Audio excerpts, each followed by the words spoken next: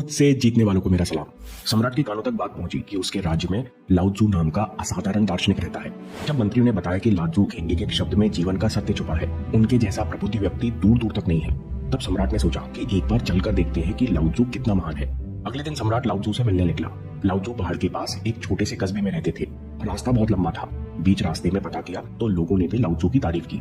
सम्राट ने सोचा कि लाओत्जू सच में कोई बुद्धिमान, पढ़ा लिखा और प्रभावशाली व्यक्ति होगा।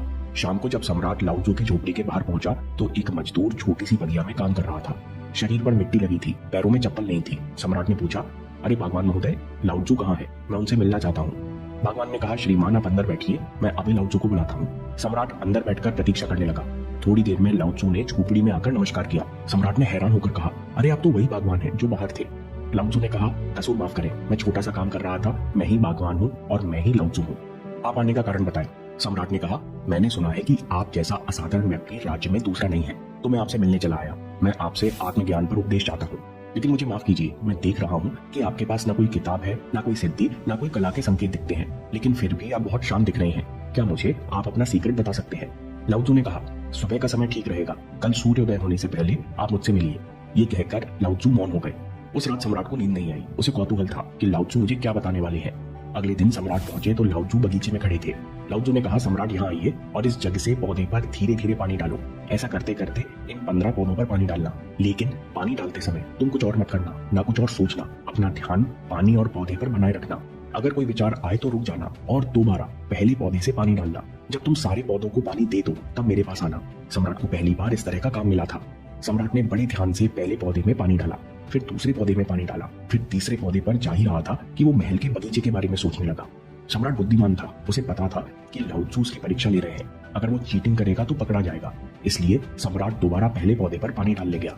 इस बार वो दूसरे पौधे तक पहुंचा ही था कि पानी डालते डालते वो नदी के बारे में सोचने लगा। सम्राट परेशान होकर दोबारा पहले पौधे के पास पहुंचा। सम्राट जितनी कोशिश करता उतना व्याकुल हो जाता और खुद को किसी न किसी विचार में फंसा हुआ पाता। आखिर शाम हो गई, लेकिन सम्राट आखिरी पौधे तक पहुंच नहीं सका। जब सम्राट थककर बैठ गया तब लाओत्जू ने कहा, सम्राट, मैं तुम्हारी ईमानदारी से बहुत खुश हूँ। इसलिए सुनो, जब मन विचारों से खाली होता है तब उसमें मन का असली स्वरूप यानी साइलेंट अवेयरनेस प्रकट होती है। तब हर साधारण काम भी तुम्हें असीम ज्ञान और शांति देता है।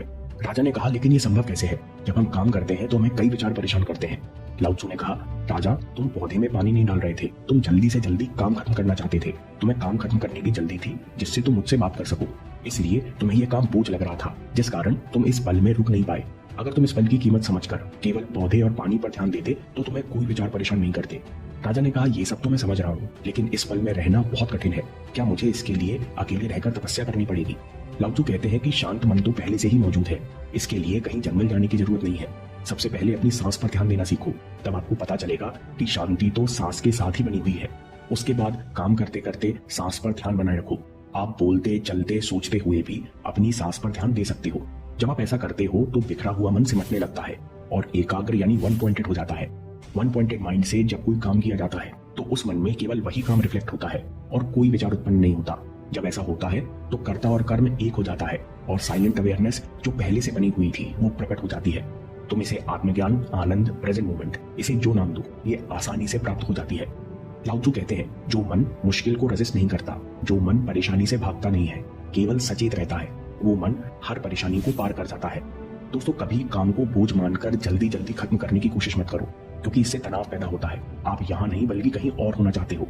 तनाव के कारण मन में विचार हावी होने लगते हैं, जिससे इरिटेशन होता है और काम जो प्रेजेंट मोमेंट का दरवाजा था वो सच में बोझ लगने लगता है। इसकी जगह काम शुरू करने से पहले अपना ध्यान सांस पर ले आओ और फिर काम के दौरान भी ऐसा करो। सांस का ध्यान काम के ध्यान में बदल जाएगा और कठिनाई, डिस्टरबेंस आते हुए भी आपको छू नहीं पाएंगे।